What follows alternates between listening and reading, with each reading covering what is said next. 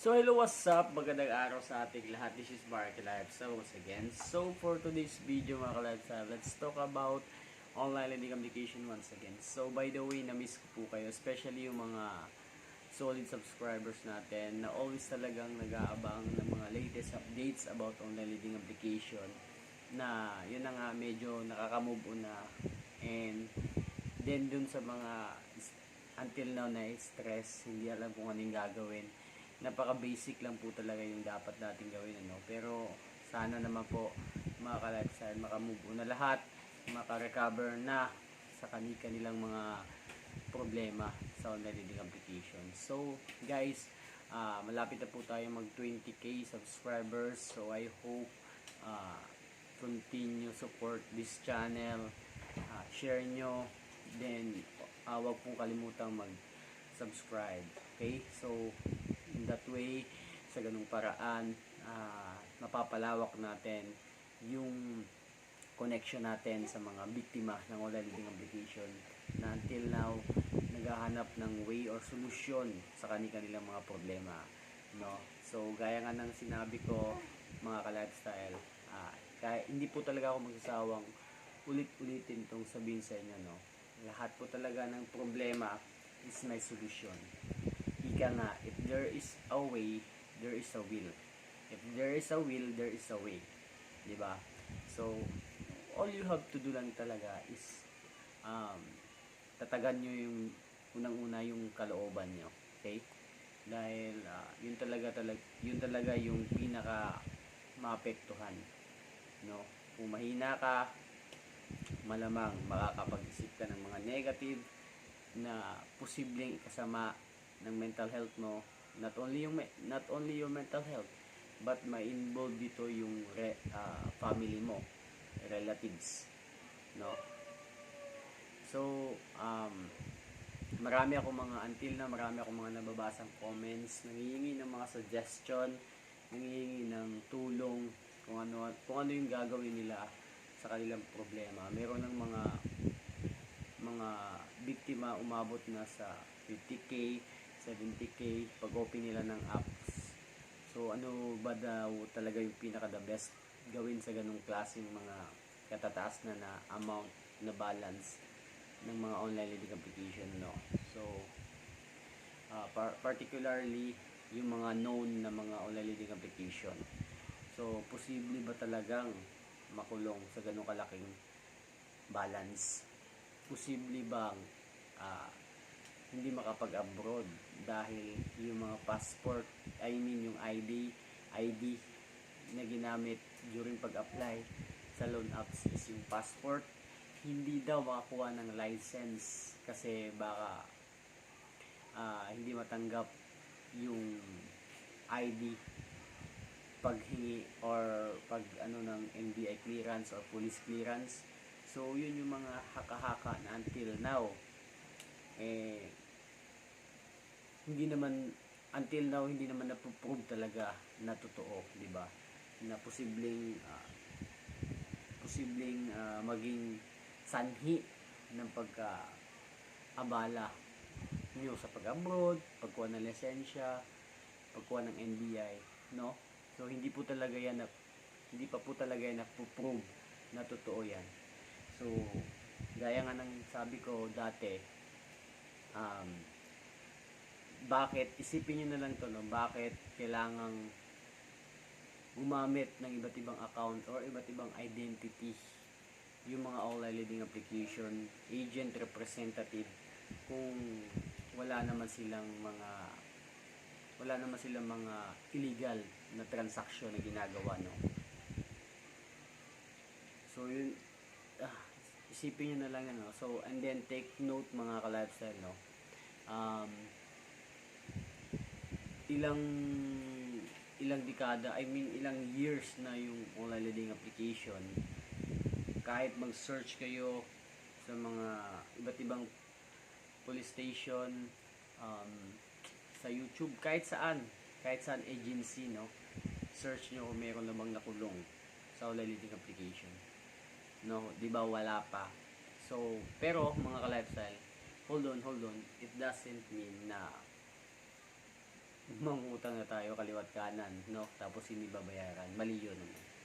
So, medyo nagkakataon lang talaga na, yun na nga, nagkakaproblema na hindi natin inaasahan. That's why medyo nadidelay. Yun nga lang, pag nadidelay, tapos nakikiusap tayo, hindi tayo pinagbibigyan. Bagkus, sinisigawan pa tayo, pinagbabantaan kaagad tayo. At kung ano-ano pang mga negative na messages, emails, yung mga binabato sa atin na nare-receive natin everyday. Yun yung pinakamalupit, di ba?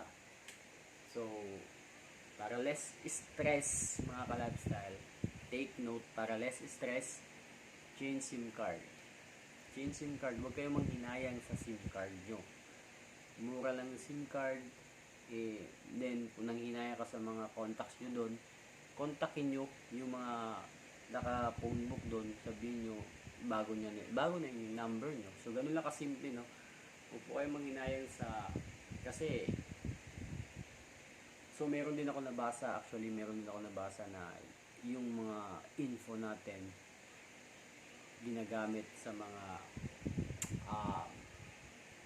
online shopping. So, I don't think so, wala pa akong na-prove na totoo yan, ano? So, parang strategy pa rin yan para sa akin, para takutin kayo, no? So once again, sa lahat po ng mga may due, sa lahat po ng mga magjuju na hindi na alam talaga yung gagawin, halos mabaliw na, then may nagsasabi na agent daw ako dati. Nakakatawa po kayo, no? Nakakatawa kayo. So once again, sa lahat po ng mga magjuju, hindi na alam yung gagawin, change SIM card kayo, deadma lang, let it go, kalimutan nyo. Ganun lang kasimple, no? Walang masamang mangyayari sa inyo, okay? Especially kung nasa province area ka, no? So, never nagpunta yung mga loan apps agent sa mga provinces, no? So, pasensya na kung malamang hindi mo masyadong maririnig yung boses natin kasi medyo yung cellphone natin medyo matagal-tagal na rin, medyo mahina na yung volume, mahina na yung quality ng cellphone, no? So, pero sinisikap ko pa rin sumigaw para marinig nyo yung mga message na alam ko naman talagang merong laman, di ba? So once again, sa lahat po ng mga nagtatanong kung yung loan apps na nautangan ba nila is legit, ang tangi ko lang masasabi, lahat po talaga ng online lending application, mapalegit man or hindi, ay meron talagang mga kamaliang tinatago, no? So I hope naintindihan niyo yung mga pinagsasabi ko dito kasi kaliwat kanan din yung mga bash na inaabot ko, no? Pero still continue pa rin ako sa pag-fight against sa mga ola na yan, no? So once again, as long as sinishare ko yung mga ideas or mga experiences ko dati, okay na yun, masaya na ako doon, ano? Kahit walang kapalit na pera o anumang bagay na wealth na yun na makikita natin everyday, is okay na talaga yun, no? So yun, sa lahat po ng mga nag-reach out sa atin through email, through messenger, through FB, pasensya na sa iilan hindi natin nare-replyan, ano? But I trying to reply lahat.